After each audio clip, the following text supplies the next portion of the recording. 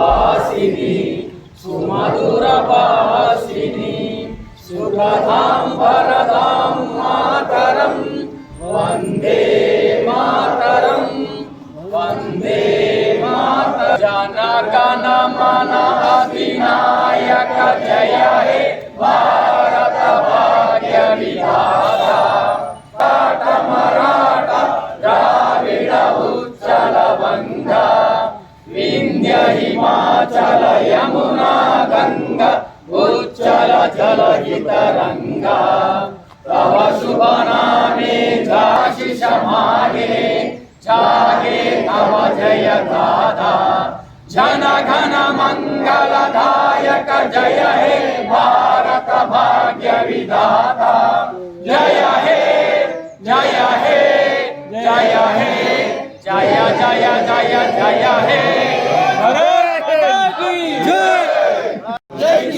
జై జవాన్ జై కిసాన్ జై జవాన్ జై కిసాన్. శుభాకాంక్షలు.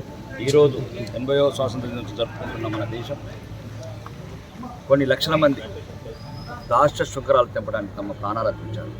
ఈ దేశం ఊరికనే రాలేదు, ప్రతి ఒక్కరు నోటికొచ్చినట్టు మాట్లాడుతున్నారు.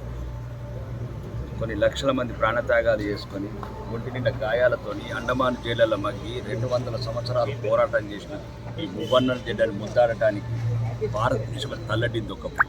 కాబట్టి ఇప్పటి నుంచి ప్రతి ఒక్కరికి చెప్తున్నాం, దేశంలో ఏమైనా సమస్యలు ఉంటే దేశం లోపలనే పరిష్కరించాలి. విదేశీ శక్తుల చేతుల్లో కుట్రలు భాగం కాకూడదు. ఏ వర్గాలైనా, ఏ నాయకులైనా, ఏ పార్టీ వారైనా ఫస్ట్ నేషన్, ఫస్ట్ భారతదేశం, ఈ భారత మాతని. ఇక ముందు నిన్న చెప్పినట్లే మళ్ళీ చెప్తున్నాను, ఆర్మూర్లో కానీ చుట్టుపక్కల కానీ తెలంగాణలో కానీ ఎవ్వడన్నా భారత మాతకు వ్యతిరేకంగా, భారతదేశానికి వ్యతిరేకంగా ఒక్క పదం మాట్లాడి మళ్ళీ పదం మాట్లాడడానికి నాలుక కూడా ఉండదు.